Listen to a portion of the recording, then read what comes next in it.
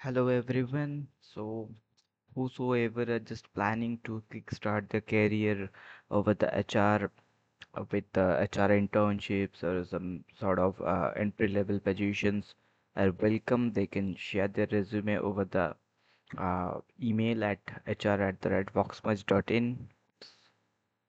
I just started with something else. Let's not talk about this. So we are here just to discuss about some other things. It's not about promotional kind of thing or anything else. So the basic agenda is we want to just discuss about the entry level questionnaires as an HR recruitment. I mean, as an HR recruiter, we should ask from the, collect information from the candidates. That's our analysis become most relevant, and we can find out the right fit for the right positions. In HRM, it's not about that placing the candidates wherever they fits, but the agenda is finding the right candidate who does have the passion to work on the same field, who does have some sort of adaptability, and yes, obviously have a zeal to learn more and adapt new skills, technologies, and whatever the strategies are required over there. So let's dip down into the thing that whenever we are in some sort of entry level HR positions and mostly in recruitment, somehow we feel some sort of uh, blackouts over there, that what should I ask, and what should be the questionnaires that might be relevant for our recruitment process and all. So this is the agenda for the entry level HR support. You can take your notes from the this presentations as well. Okay, these are the questionnaires we can ask. So initially, let us discuss the first thing, that is the basic contact details. Yes, we are calling someone, that means we have some sort of phone numbers, or even we are connecting over the emails, but still these points are listed over there. Whenever you are calling someone and conducting this sort of thing, this HR interviews for the initial level one, you must confirm their name, their spellings that are properly mentioned over there. So basically, we used to collect the resumes over there, and collecting this resumes in Word or PDF format. We HRs don't prefer this sort of the snapshots or some sort of image files as resumes or the CVs. So yes, definitely need to reconfirm the name, the phone numbers, and sometimes in case your process is aligned, that any important notice you want to convey it on some sort of urgent basis, then you have to share it over the WhatsApp. Then you can confirm that whether the person have the same number, because sometimes people use their WhatsApp number, a separate WhatsApp number as well. So these are the possibilities, and these are the cases where sometimes you need to reconfirm that whether they have this WhatsApp app. And according to the current trend in India, there is a Aarti app as well, that India is launching their own this chat system. So yes, probably in near future, this Aarti app would be a something might be a popular one, or even this X are also in the same race. So let's see. So these are the things, but yes, mandatory basis, email is the most convenient communication method. So yes, reconfirm this email, that whatever the spellings are mentioned over there, or even ask for the updated resumes. So this is the complete portion for this basic contact details. This is a reconfirmation part. It's not about asking questionnaires and all. So the this questionnaire start from the second round. First of all, one thing is not even mentioned over there. You must ask them whether the candidate is open to speak for, whether it's a right time to speak with the candidate or not, because this is not some sort of like scheduled calls, or even you can send them a text uh, in prior hand as well. Probably this is the time that we are going to have a telephonic discussion, always value others' time. Otherwise, you shouldn't expect the same thing from the others, right? So it's not about you are basically when you are in HRM, you are not providing the job, you are just collaborating a market requirement with a skilled person. So you are not the job provider. You are just collaborating the skills with the requirements. This is the first thing. So that's why always your approach should be something, some sort of like a coordination kind of thing. And in case that you must consider if some person is not available to take calls, or even after picking up the calls he is not in such a scenario to speak up with an HR. This attitude doesn't uh, indicate some sort of unprofessionalism and all. Even sometimes people prefer whenever we are just like spending our family time, or even we are in some other sort of mind, we are not that comfortable to speak with. Or sometimes it might happen because someone is driving over there and just turn their speaker on and just receive the call, just to check it out whether it's an important call or not. Yes, definitely this job providing, I mean this recruitment related calls are important, but it's not that important that someone should take it during while they are driving and all.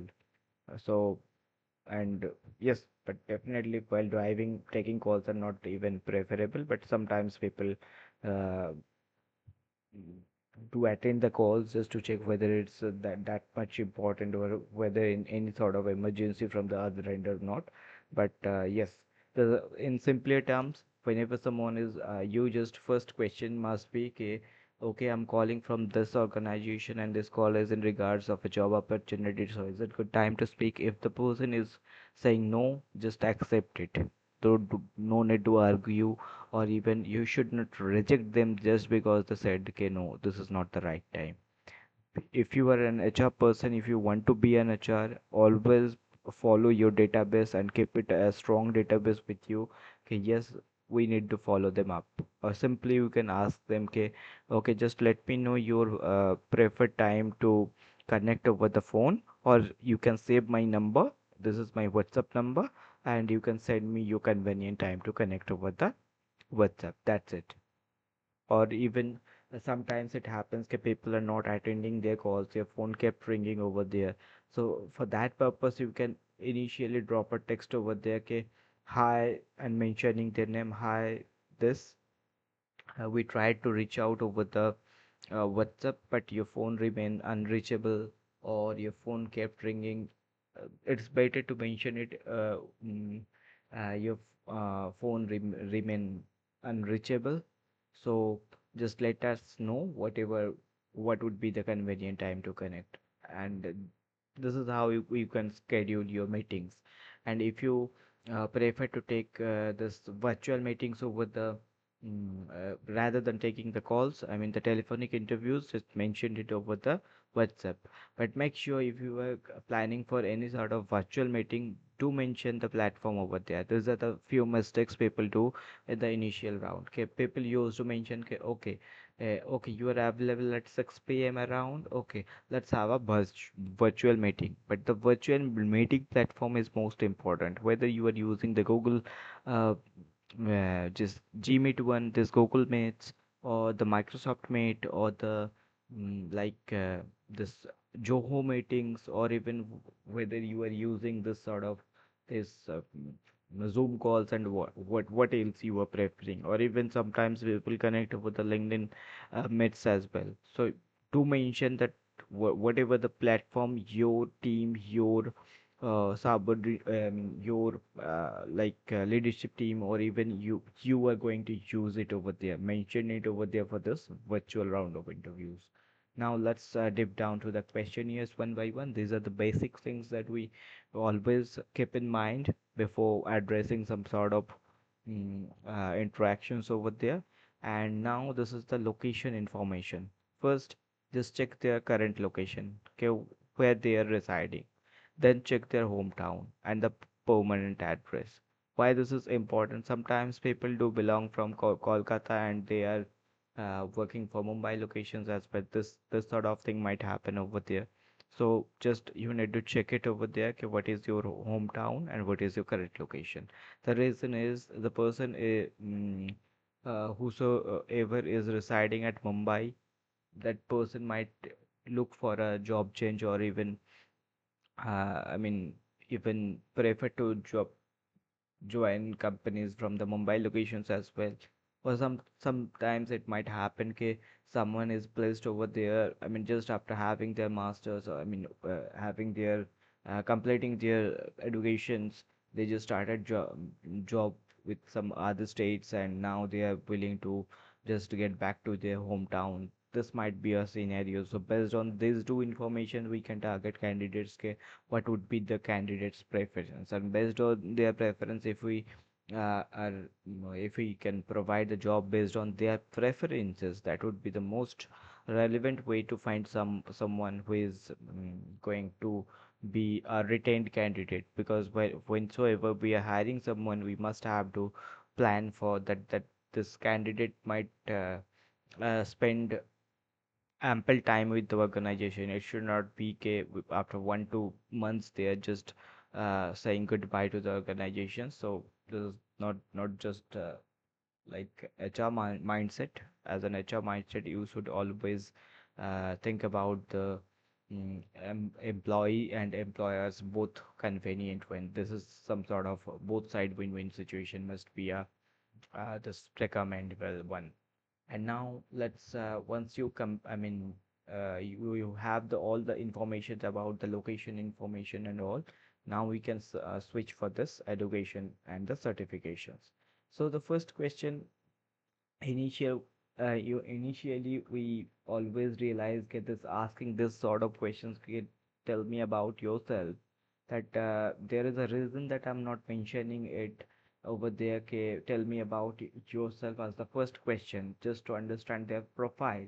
Because the reason is sometimes people uh, just to have I mean, probably you were conducting interviews for some sort of senior level positions and all. They will just give her detailed information so fast that you would not be able to note it down over there. But yes, still there is a way out over there. If you have already missed some sort of information over there as an HR person, as an entry level HR person, mostly you can ask them simply politely you can ask the people actually I'm having my notes, can you go slow?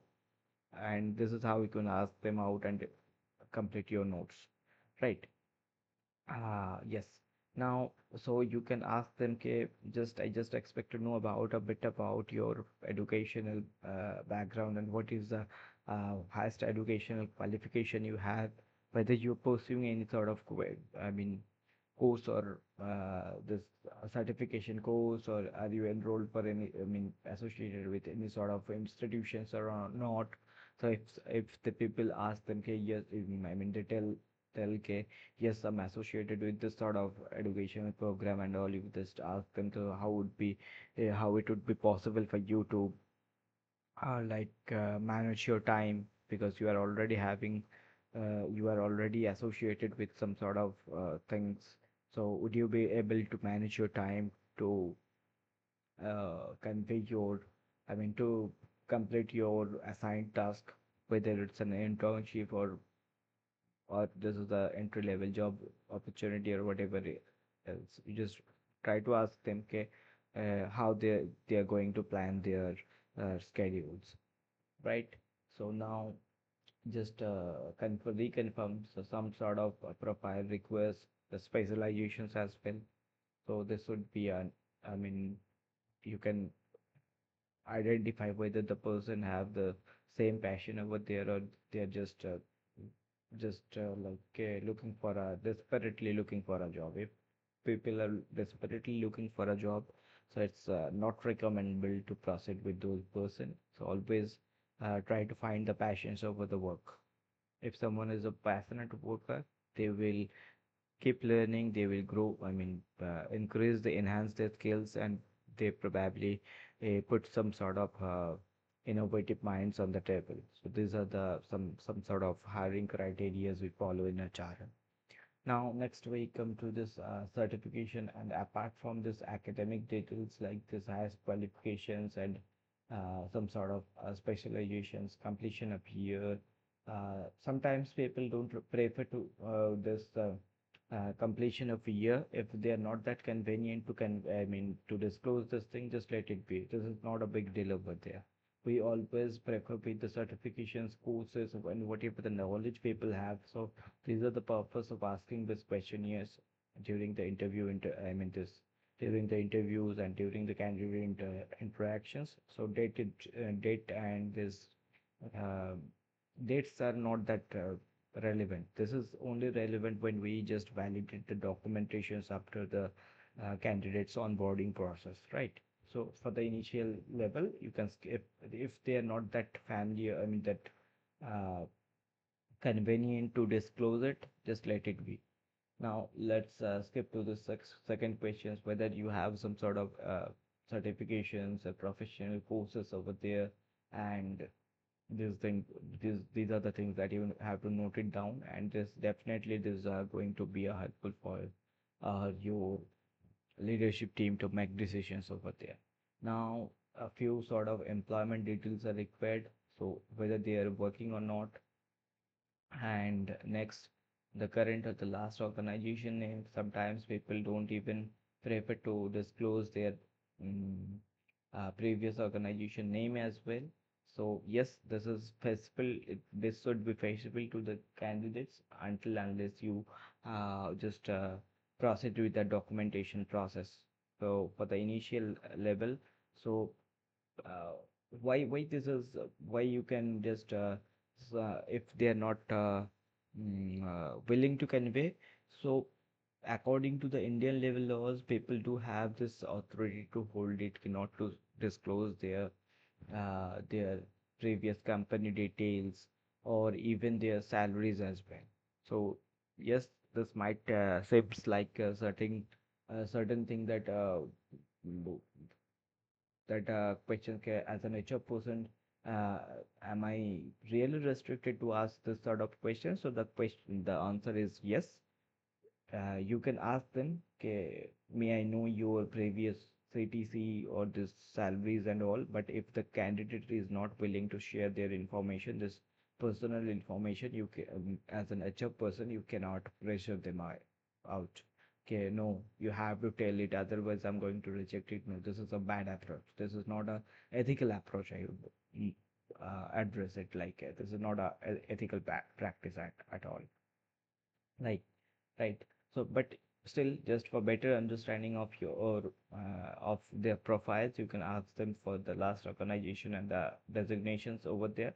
If they are not willing to share those information, simply ask them, okay, just let me know about your roles and responsibilities over there. Okay, what was the task you have completed? What are the achievements you have, if you have any sort of achievements over there? What was your day-to-day activities in your previous roles or even in your projects as well? So these sort of questions we can ask to the candidates, right? So now these two things are most important. Sometimes people have total years of experience, like this is, I mean, much important to ask them how many years of total experience you have and how many years of relevant experience you have, because sometimes people have like some sort of people have different uh, I mean, interest in different domains. Sometimes they work with the digital, like they have worked with the designings, web designings, or sometimes with the UI UX, and these are the things that the person is passionate about. But just because the person is coming from a tech background, that person might have worked as a this web developer as well, or even sometimes people work in different domains for different reasons as well. Just the simple reason is they have the skill set, so wherever they fits find fits for themselves, they just start working with this sort of thing. Okay, suppose some just to, I mean, uh, just from the experience, I can tell you, okay, sometimes people having 10 years of experience who started his career with the this telecalling or the sales sort of thing, and gradually he shifted with this customer support roles or even with the tech support roles, and I mean, uh, just after 3 5 years he just found okay, let's have some sort of uh, I mean courses over there, because nowadays this uh, course based learnings are, or mostly I should address it like a skill based learnings are most popular nowadays. So probably after having 3 4 years of experience over there, he just uh, mm, people must have, he or she must have some completed some sort of mm, just they just have enhanced their skill set and just switched for some other roles. Someone started with the sales, then shifted with the customer service roles, and after that they shifted as a web developer as well. Now they have better developing skills as well, I mean this coding skills as well.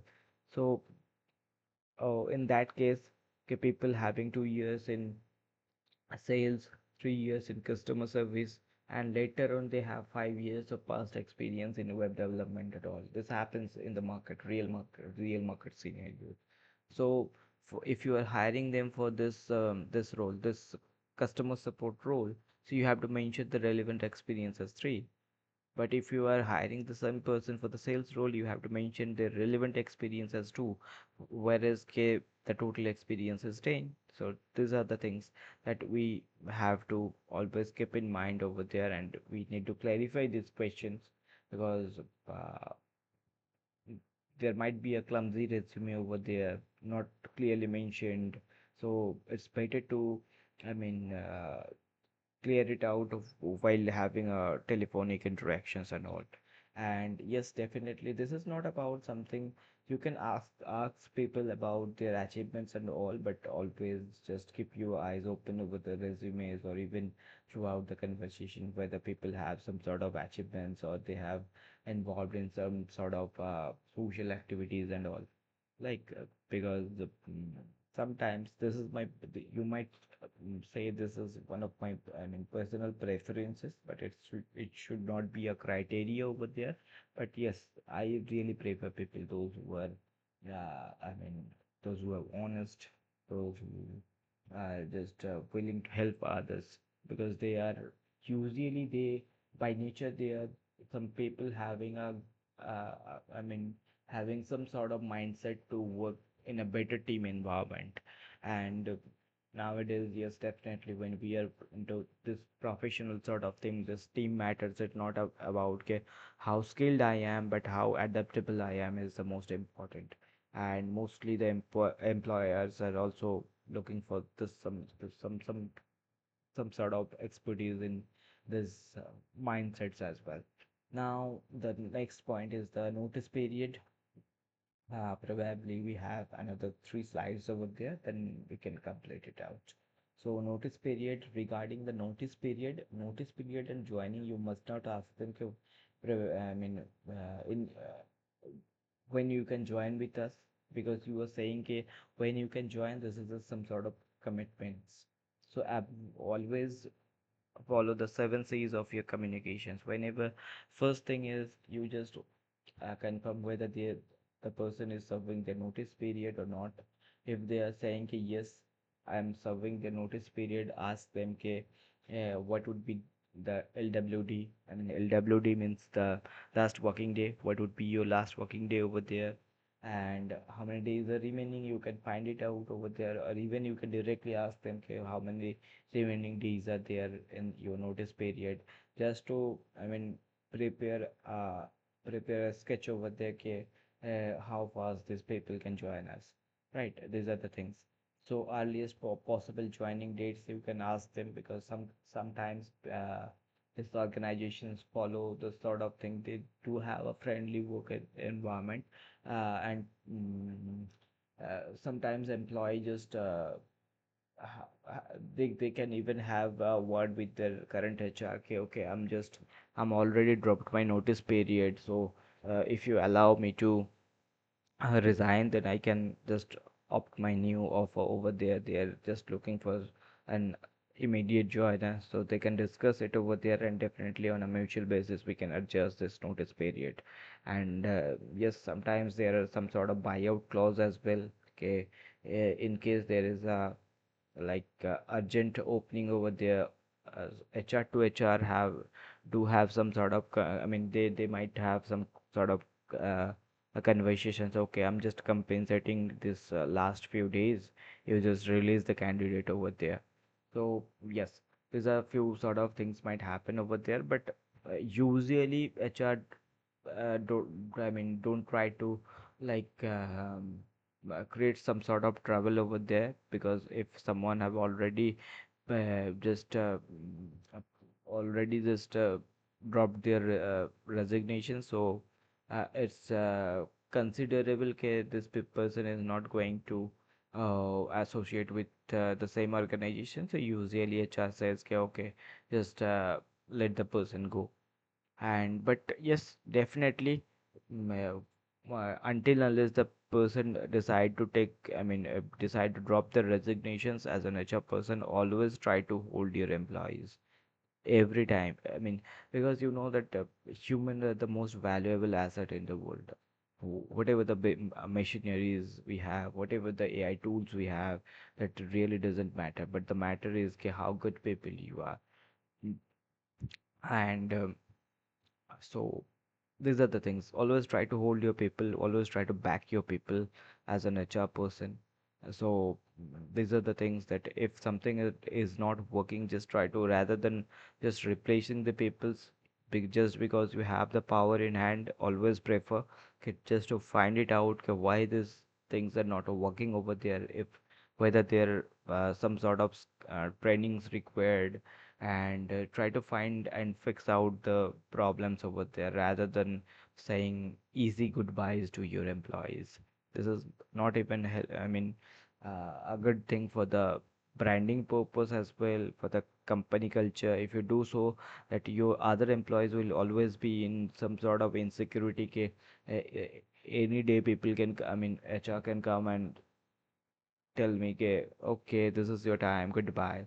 So they would not be able to work in some sort of innovative with their innovative minds. And if you provide them a security, job security to your people, definitely they will uh, I mean they will start adding some extra values on the table as well. So I know that people do have some misconceptions, but these are not even true. If you are into this HRM, or you are into this HR profession, just throw this narrow-minded thinking over there. Okay, people will never be mine. People are always yours, right? Okay, लोग है तो हम है, कुछ ऐसे ही है हमारे HRM पे. ठीक है. So next, let's go to this thing के communications presentation. So you do have this already. You have around 2022 with 23 sort of informations collected, so easily we can find it out whether they have what sort of spoken English and what sort of communication skills. The main thing is spoken English is something that English is used, mostly widely used as a business language. But someone doesn't know English, that doesn't mean that person don't have some sort of communication skills. Even though the person is unable to speak English over there, they do have better, they might have a better communication skills over there. The way they approach, the way they communicate, the way they address problems, these are the part of this communication skills. And this mostly the this listening skills, uh, and how concisely they address problems, how concisely they respond to the others. Uh, these are some sort of things that are really comes under the communication skills. But yes, communication is much more important, whatever the language they are speaking over there. And yes, I do want to convey some sort of thing. I do believe that this. whatever we are speaking over there, whatever the language, this is just a sound that we use to convey what is going inside our mind. So from I mean, depending upon the regions, this language keeps on changing. And just to I mean, make it as a generic one, we used English as a business language, but every living being have their own languages over there. So uh, that's it. It's not lion roars over there. It's lion just speak in their own languages that we don't even identify what they're trying to convey. These are some sort of sounds. Human use some sort of sound to express their minds. That's the only thing. We must value each and every language all over the world. Right. Now just go to this thing. This sometimes for this this digital marketing, especially on relevant to this UI UX design. I mean, for the designers, developers, we can ask them for the portfolios or the video links if we are hiring some sort of video developers or some sort of this content creators and all, and definitely this sort of portfolios and the video links are important. So based on the profiles, we must ask them for the portfolios. People do have their hands on ready portfolios. Just ask them to keep it inside their Google Drive and share the link that you can. And always, this is a important thing whenever you are asking someone for links, just put a reminder over there. You just uh, make it I mean, this permissions are set as accessible to everyone as viewers, that the same link can be utilized for you and your other teammates as well. Sometimes people just share it with will share it with your email address, and whensoever you just you are going to extend it to your colleagues or your like seniors, they would not be able to access the links. So always put a reminder to the candidates. Just please make it as a shareable one that we can share it with our team. Always just put a thumbs up over there. Like, right. Now the job preference, yes, definitely ask them for which position they have applied for, just for a reconfirmations, because sometimes people mm, unknowingly they just applied for some other roles, or even this some that the job role mentioned over there, they just assumed a separate thing. uh, this should not happen over there, but sometimes it happen. People just desperately and randomly keep applying over there. They don't even go through the JDs. It happens in the real market scenarios. That's why it's important to confirm their positions over there. Ask them if they are open for to work for some other, I mean, for some alternate positions over there.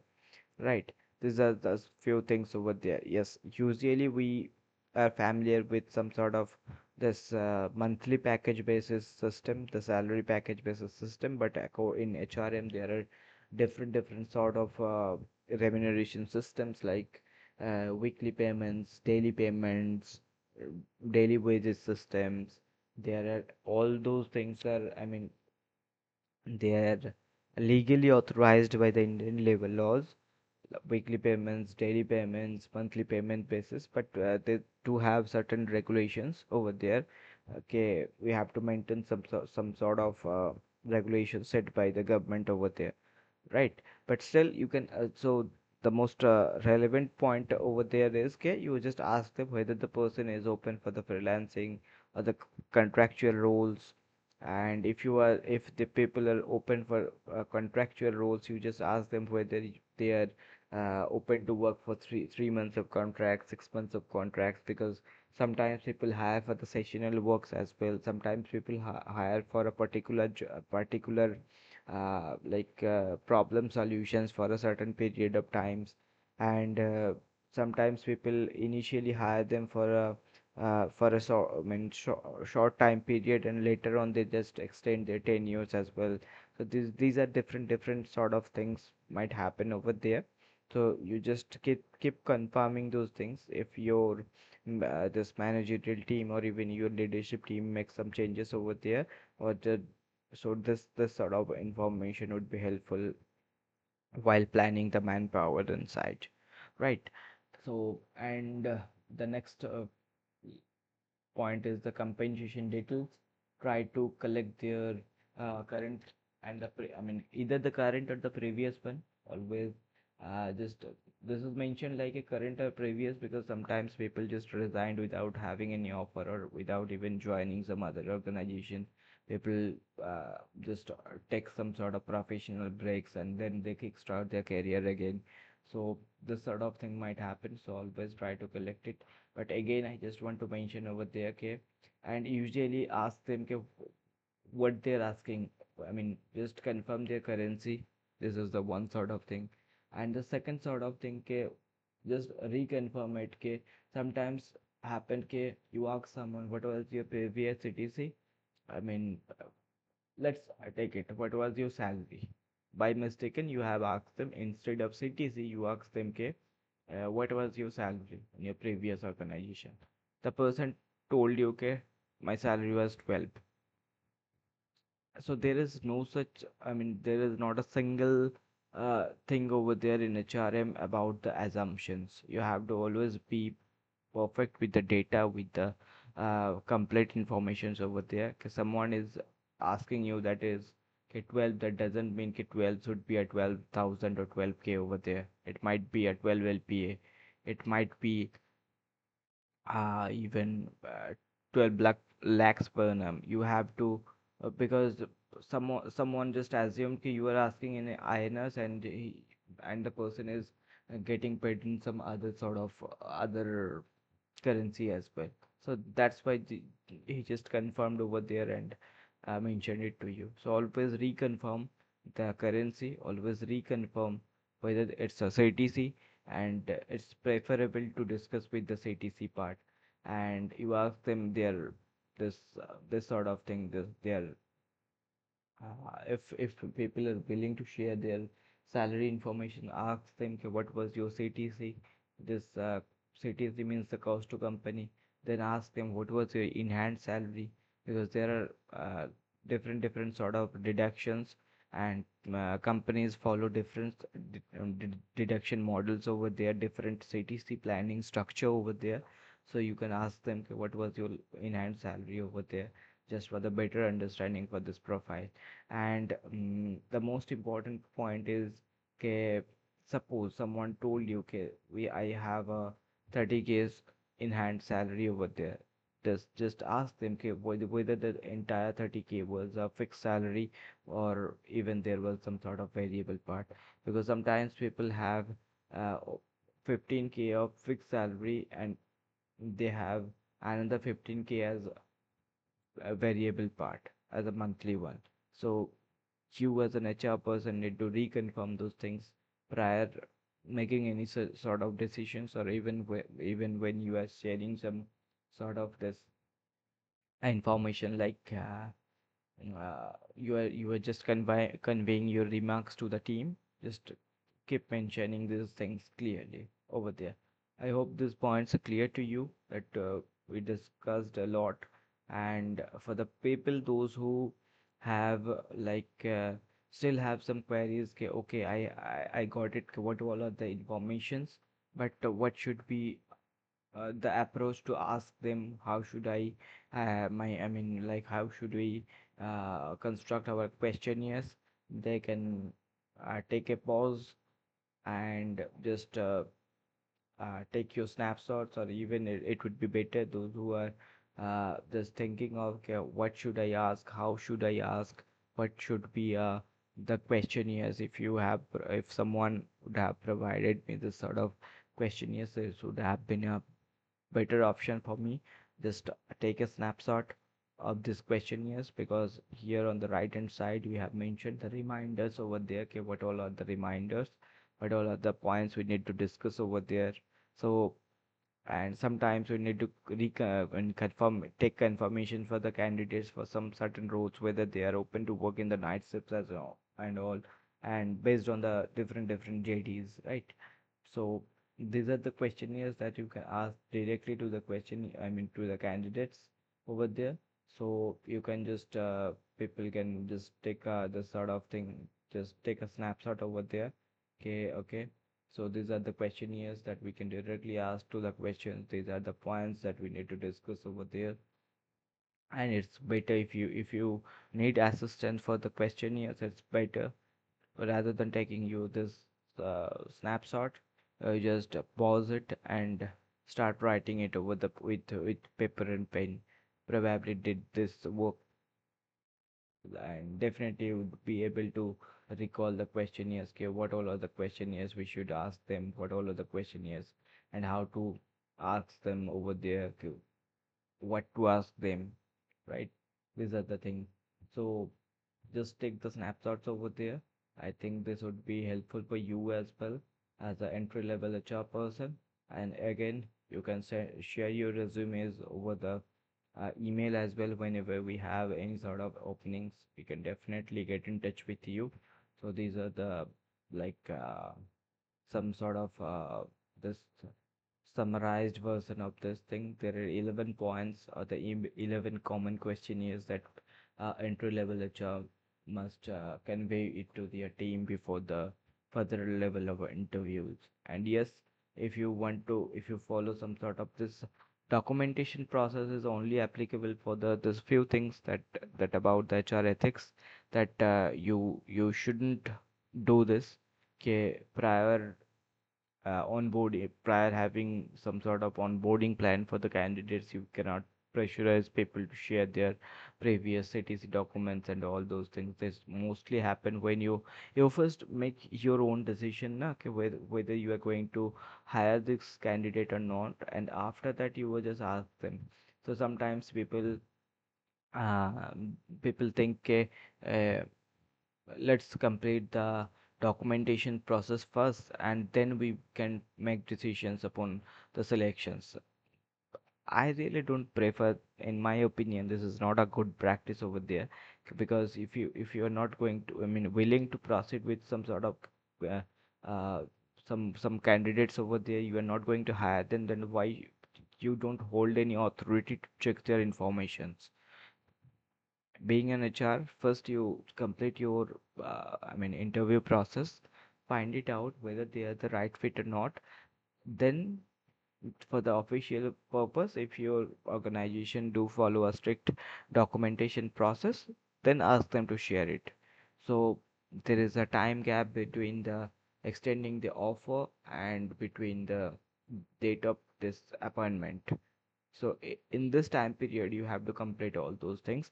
And yes, but if some sort of people are, conveying some misinformations over there, you can, I mean, you do have the authority to revoke the offers just because of submitting the wrong informations anytime, any moment, right?